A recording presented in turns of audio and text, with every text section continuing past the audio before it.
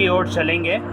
और इस समय जब हम सब परमेश्वर के कलाम को देख रहे हैं, हम सब परमेश्वर के कलाम से आज वचन को पढ़ेंगे। यशायाह नबी की पुस्तक 59 अध्याय उसकी 17 आयत से लेकर के कोई भी 21 आयत तक पढ़ दे हमारे बीच में। जिस किसी को भी मिलता है पढ़ दे। उसने धर्म को झिलिम के समान पहन लिया और उसके सिर पर उद्धार का टोप रखा गया। उसने बदला लेने का वस्त्र धारण किया और जलजलाहट को बागे के समान पहन लिया है। उनके कामों के अनुसार वह उनको फल देगा। अपने द्रोहियों पर वह अपना क्रोध भड़काएगा और अपने शस्त्रों को उनकी कमाई देगा। वह द्वीपवासियों को भी उनकी कमाई भर देगा। तब पश्चिम की ओर लोग यहोवा के नाम का और पूर्व की ओर उसकी महिमा का भय मानेंगे, क्योंकि जब शस्त्र महानंद के समान चढ़ाई करेंगे तब यहोवा का आत्मा उसके विरुद्ध झंडा खड़ा करेगा। याकूब में जो पर अपराध से मन फिराते हैं उनके लिए सिय्योन में एक छुड़ाने वाला आएगा। यहोवा की यही वाणी है। यहोवा ये कहता है कि जो वाचा मैंने उनसे बांधी है वह ये है कि मेरा आत्मा तुझ पर ठहरा है और अपने वचन जो मैंने तेरे मुंह में डाले हैं अब से लेकर सर्वदा तक वह तेरे मुंह से और तेरे पुत्रों और पोतों के मुंह से भी कभी ना हटेंगे। Hallelujah, hallelujah. परमेश्वर का वचन पढ़े जाने और सुने जाने पर आशीष दे, पढ़ने वाले के जीवन में आशीष दे। आज हम सब परमेश्वर के वचन को देख रहे हैं और यहाँ पे हम सब जब परमेश्वर के उपस्थिति में पढ़ रहे हैं उस वचन को, तो प्रभु का वचन कहता है उसने धर्म की झिलम के समान पहन लिया और उसके सिर पर उद्धार का टोप रखा गया।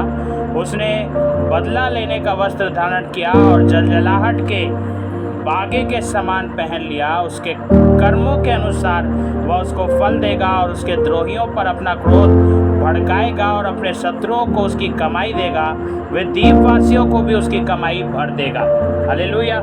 प्रभु का वचन यहाँ कह रहा है, आपको कुछ आयत को जब आप गौर कर रहे होंगे, यहाँ पे परमेश्वर का वचन कह रहा है उन झिलम के लिए, टोप के लिए, वस्त्र को धारण करने के लिए परमेश्वर का वचन, जैसा कि इफिसियों की पुस्तक 6 अध्याय उसकी 10 आयत में परमेश्वर के सम्मुख कुछ वस्त्रों की उपस्थिति वहाँ पे भी आपके जीवन में दिखाता है, जो आत्मिक हथियार के विषय में बातें करता है। और यहाँ पे वो शब्द परमेश्वर एक बात कह रहा है कि वो पहन लेगा और उसके कर्मों के अनुसार उसका फल देगा।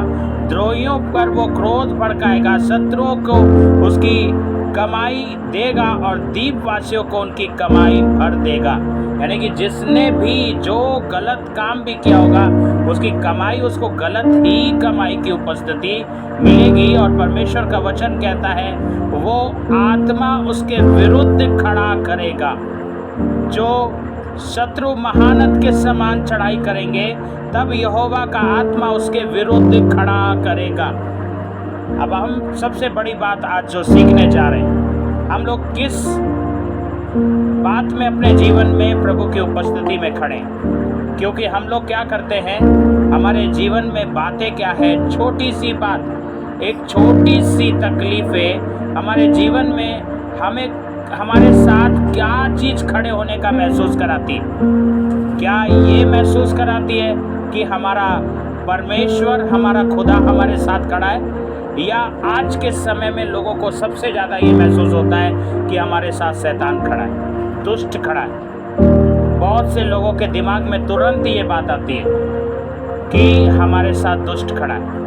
हल्का सा, एक छोटा सा दर्द का झोंका, एक छोटी सी परेशानी, एक छोटी सी घर में होने वाली वो हरकतें हमें महसूस कराने लगती है कि कहीं वो दुष्ट हमारे साथ तो नहीं है। बहुत से लोगों के जीवन में एक डर होता है। वो कहते हैं जब मैं अंधेरे में चलता हूँ तो मुझे लगता है मेरे पीछे पीछे कोई आ रहा। मैंने कई लोगों से जब पूछा कि ये डर आपके जीवन में है, बोले हाँ है। ऐसा अंधेरे में लगता है। मैंने कहा मेरे भी जीवन में था, लेकिन मैंने क्या पहचाना, जब मैं बहुत छोटा था मेरे जीवन में भी ऐसा डर था कि कोई आपके पीछे पीछे चल के आ रहा है, लेकिन आज तक उसने ना आपको पकड़ा, ना मारा, ना आपके साथ विरोध के साथ आत्मा की उपस्थिति को जाहिर किया। तो कौन है वो जो आपके साथ तो चलता है लेकिन आपको बुरा स्थिति में नहीं डालता? कौन है वो जो अंधेरे में आपको लगता है कि कोई कदम, कोई आहट आपके पीछे आ रही है, और आपको अगर कोई परेशान करने आ रहा है, अगर कोई दुष्ट आपको मारने आ रहा है, अगर कोई दुष्ट आपके साथ विरोध के साथ आपके साथ चल रहा है पीछे, तो आप याद रखो कि वो आपको छोड़ेगा नहीं, वो आपको तुरंत पकड़ेगा, मारेगा और आपके हालात को बुरा कर देगा। लेकिन अगर वो बहुत सालों से आपको अंधेरे में ऐसा लग रहा है और कोई आपके साथ कुछ नहीं कर रहा, इसका मतलब वो कौन है आप पहचान जाइए। वो परमेश्वर है जो अंधेरे में आपके साथ चलता है। वो दूतों को भेजता है, आपके दूत आपके साथ चलते हैं और वो आपको ये महसूस कराते हैं, तू घबराना नहीं, इस अंधेरी राहों में मैं तेरे साथ हूँ। प्रभु का वचन यहाँ पे 21वीं आयत को बहुत से गौर से समझिएगा। यहोवा ये कहता है कि जो वाचा उसने बांधी है वह ये है कि मेरा आत्मा तुझ पर ठहरा है। हालेलुया। परमेश्वर का आत्मा आप पे ठहरा है। कोई जिस पर परमेश्वर का आत्मा ठहरा है उस पर कोई दुष्ट का आत्मा नहीं ठहर सकता, उस पर कोई दुष्ट का आत्मा साया नहीं कर सकता। यदि आपने परमेश्वर के अभिषेक को रिसीव किया है, यदि आपने परमेश्वर की आत्मिक उपस्थिति को अपने जीवन में रिसीव किया है कि उसने आपको टच किया है, आपको छुआ है, आपको चंगा किया है, एक बात याद रखिएगा, वो स्पर्श को महसूस करके, वो परमेश्वर की सामर्थ्य उपस्थिति को महसूस करके, वो उसके कोड़े खाने को महसूस करके अगर आप चंगे हुए हैं, उसकी बीमारी, उसकी दुर्बलता कोई ने ऐसी नहीं थी, उसके पास कोई ऐसा गुनाह नहीं था जिसके कारण उसे सलीब चढ़ाया गया, उसके पास हमारे गुनाह थे जिसके कारण वो सलीब चढ़ाया गया। वो हमारे गुनाहों के कारण जब सलीब चढ़ सकता है, छोटे छोटे इन दुष्टों से वो आपके पास नहीं आने देगा। लेकिन मालूम है हालात क्या है? एक वचन इसी में ही आगे पढ़ रहे हैं, और अपने वचन जो मैंने तेरे मुंह में डाले हैं, गौर करिएगा, आपके मुंह में कौन से वचन डाले हैं? यहोवा चरवाहा मेरा, कोई घटी मुझे नहीं है। आपके मुंह में वचन डाला है उसने कि यहोवा तेरी सिय्योन से रक्षा करे, यहोवा तेरे आने जाने में तेरी रक्षा आपसे लेके सदा तक करता रहे। ये वचन आपके मुंह में डाले। लेकिन आपके मुंह में, लोगों के मुंह में वचन क्या है? मेरे जीवन में ऐसा हो रहा, कहीं दुष्ट तो नहीं? मेरे जीवन में तकलीफ आ रही, कहीं दुष्ट तो नहीं? मेरे जीवन में घबराहट हो रही, कहीं दुष्ट तो नहीं? दुष्ट कहता है बहुत याद कर रहा है मुझे, मैं आता हूँ अभी। वो आ जाता है। आपके जीवन की परिस्थितियों में आप जितना खुदा को याद नहीं करते उतना शैतान को याद करते हैं। आप अपने जीवन में किसी से भी पूछो क्या हालात चल रहा है, कट रहा है। हालेलुया। मैं कई बार इस वचन को लोगों के बीच में समझा चुका हूँ, आज फिर आपको बताना चाहता हूँ। आपके जीवन में यदि कोई परेशानी आ रही है, आप उस परेशानी से कह के देखो मेरा खुदा मेरे साथ है। आप कह के देखो, मैं विश्वास करता हूँ आप अगर खुदा का नाम लोगे, आप दुष्ट को इग्नोर करोगे, आपकी बीमारी, तकलीफें चंद मिनटों में, मैं उसको सेकंड का भी टाइम नहीं देना चाहता, मैं उनको बहुत ही कम से कम जो समय होता है उसका समय देना चाहता हूँ। अगर आप विश्वास के साथ अपनी बीमारियों से बोल दोगे, यदि आप विश्वास के साथ अपनी तकलीफों से बोल दोगे मेरा खुदा मेरे साथ खड़ा है, मैं ईमान के साथ कहता हूँ, मैं खुदा पे भरोसा रख के कहता हूँ, आपकी बीमारी, आपकी उलझन, आपकी बेचैनी, आपका घबराना, आपकी लड़ाई लड़ना, आप जीत जाओगे उस शैतान से और उसको हराकर प्रभु के साथ खड़े हुए मिलोगे, क्योंकि आपके साथ आपके जीवन में परमेश्वर का वचन। मैं फिर से पढ़ रहा हूँ, इसे गौर करिएगा क्योंकि ये वचन आप सबके लिए है। यहोवा यूँ कहता है कि जो वाचा उसने बांधी है। किसने बांधी है? यहोवा कह रहा है कि मैंने तुमसे वाचा बांधी है। और वो कहता है मेरा आत्मा तुझ पर ठहरा है। क्या वाचा है कि मेरा आत्मा तुझ पर ठहरा है। कौन सा आत्मा? यहोवा का आत्मा, दुष्ट का आत्मा नहीं। जिसके पास यहोवा का आत्मा है उसके पास दुष्ट का आत्मा भटक भी नहीं सकता है। आपको मालूम है, आप विश्वास के साथ वचन पढ़िएगा, वहां पे लिखा है कि जब एलिया जो था उसने कहा कि तुम लोग अपने बाल से प्रार्थना करो और कहो कि बाल प्रकट होकर अग्नि भेजे और वो इस वेदी पे रखे हुए बलि की वस्तु को जला दे, वहां पे बाल की जरूरत नहीं हुई कि वहां पे आए। आमीन। वहां पे बाल की जरूरत नहीं हुई कि वो यहाँ पे आए और वेदी की रखी हुई चीजों को जलाए। उन्होंने अपने आप को काटना शुरू कर दिया, उन्होंने अपने आप को लहूलुहान करना शुरू कर दिया, लेकिन बाल नहीं आया तो नहीं आया। क्यों नहीं आया? क्योंकि वहां मेरा परमेश्वर विराजमान होने वाला था, उसकी आग आने वाली थी। और जैसे ही एलिया ने कहा कि मेरा खुदा तू जिंदा परमेश्वर है, तू अपनी आग को भेज, एक बार बोला था, उसको काटना नहीं पड़ा, उसको अपने आप को मारना नहीं पड़ा। परमेश्वर की आग आकर के उस वेदी के ऊपर रखे हुए सारे चीजों को जला दिया। यहाँ तक कि परमेश्वर का वचन लिखा है पत्थर भी झुलस गए। कैसी आग होगी? आपके जीवन में परमेश्वर का आत्मा आके ठहरा है, कोई जरूरत नहीं करेगा कि आपके पास आए, कोई दुष्ट का आत्मा कभी जरूरत नहीं करेगा आपके पास आए। हम लोग तुरंत बोलते हैं, आज मेरा भी मन ऐसा घबराहट हो रहा, आज बेचैनी हो रही, ऐसा लग रहा कोई मेरे जीवन में काम कर रहा है। क्यों आप बुलावा दे रहे हो? क्यों बुला रहे हो?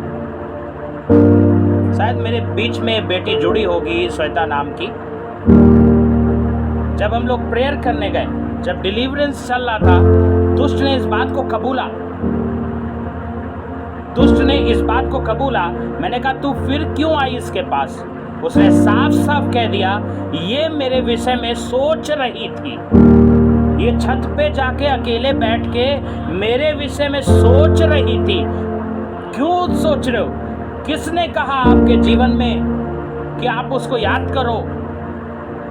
जिसको याद करना है, जिससे आपका मेल मिलाप बने रहना है, उसको आप याद नहीं करते। जो आपको लाल समुद्र जैसे बड़े पानी के घेरे से भी निकाल के सूखी जमीन पे निकाल के खड़ा कर सकता है, आप उसको याद नहीं करते। आप किसको याद करते हैं?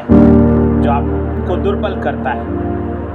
परमेश्वर का वचन यहाँ पे कह रहा है और अपने वचन जो मैंने तेरे मुंह में डाले हैं, आप क्यों कहते हो मेरे जीवन में ऐसी तकलीफ हो रही? परमेश्वर ने आपके जीवन में क्या डाला है?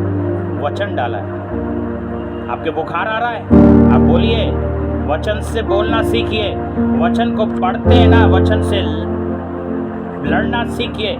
वचन रहते हुए आप अगर लड़ेंगे, आप वचन से बातें करेंगे, तो मालूम है जैसे गोलियत को एक पत्थर से मारा था उस दाऊद ने, आप भी, आपके ज्यादा हथियारों का इस्तेमाल नहीं होगा। लिखा है वचन की तलवार से तो लड़। इफिसियों में साफ लिखा है जो लड़ना है वो तलवार लेकर, और वचन की तलवार से आपको लड़ना है।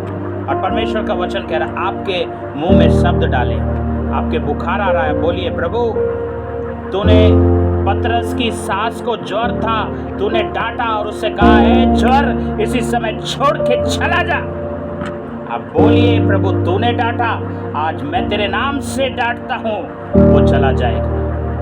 आपके जोड़ों जोड़ों में दर्द हो रहा है, आपकी नसों में दिक्कतें हैं, आपके पेट में डाइजेस्टिव सिस्टम में दिक्कत है, आप कहिए प्रभु तूने यजेकेल में कहा यदि तुम हड्डी से, यदि तुम मांस से, यदि तुम लहू से, यदि इन नसों से भी आज्ञा दोगे तो मेरी सुनेंगी।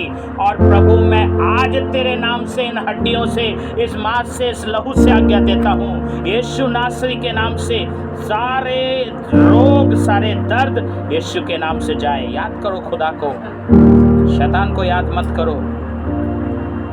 मैं मालूम है मेरी पत्नी मुझे एक बार के लिए बहुत बोलती है, क्या उसको एक आदत है, जब कभी वो कहती है बीमार हूँ, मैं उससे डांट के बोलता हूँ दवाई खाओ जल्दी से, दुआ करो प्रभु में और फिट हो जाओ। वो कहती है अरे मैं थोड़ा रेस्ट करना चाहते हूँ। मैंने कहा अगर रेस्ट करना है रेस्ट भी करो। बोलते हैं जब कोई बीमार होता है और कोई बोलता है तो मैंने देखा है लोग चादर उड़ाते हैं, लोग अच्छे से बोलते हैं, अरे कोई बात नहीं, आराम करो, कोई नहीं। मैंने कहा मैं तुम्हें नहीं डांटता, मैं बीमारी को डांटता हूँ। हालेलुया। और मैं सच बताऊँ, जब मैं डांटता हूँ उस बीमारियों को और मैं कहता हूँ कुछ नहीं है, खड़े हो जाओ, प्रभु के नाम की महिमा करो, मैं सच बताऊँ थोड़ी देर बाद वो खुद कहती है अब मेरे जीवन में वो बीमारी नहीं है, वो तकलीफ नहीं है। मैं भी हाड़ मांस का बना हुआ वही इंसान हूँ जैसे एलिया था, उसने भी कहा कि मैं सुख दुख भोगी मनुष्य हूँ, वैसे ही मैं भी सुख दुख भोगी मनुष्य हूँ। आपको मालूम है मेरी चंगाई कहाँ से आती है? मेरी चंगाई आप लोगों के लिए प्रार्थना करने से आती है, क्योंकि मैं ये नहीं मानता कि मेरे पास शैतान की उपस्थिति रहती है, मैं ये जानता हूँ कि मेरे पास प्रभु की उपस्थिति रहती है। इसलिए मैं हर एक के लिए प्रार्थना मांगता हूँ, लोगों से कहता हूँ प्रार्थना के लिए फ़ोन करो, मैं तुम्हारे लिए दुआ करूँगा। जब मैं आपके लिए दुआ करता हूँ, मालूम है प्रभु का वचन जैसा कहता है याकूब की पुस्तक 5 अध्याय में कि यदि तुम दूसरों के लिए प्रार्थना करोगे तो तुम आप ही चंगे हो जाओगे। आप मेरी चंगाई कहाँ से आ रही है समझ जाइए, क्योंकि परमेश्वर का वचन जैसा यहाँ पे लिखा है कि जो वाचा उसने बांधी है उसमें मुझ पर उसका आत्मा ठहरता है। परमेश्वर का वचन कहता है वचन जो तेरे मुंह में डाले गए हैं उसको लेकर सर्वदा तक तेरे मुंह से, तेरे पुत्रों और पोतों के मुंह से कभी ना हटने पाए। हम लोग कौन सा वचन बोल रहे हैं आज? हम लोग दुख का वचन बोल रहे हैं, रोने का वचन बोल रहे हैं। आपको वचन कौन सा बोलना है? आपको वो वचन बोलना है जो प्रभु की उपस्थिति में आपको बलवंत होने के लिए दिया गया है, आपको सामर्थ्य होने के लिए दिया गया है। आप प्रभु के वचन को बोलिए। आप सफ़र में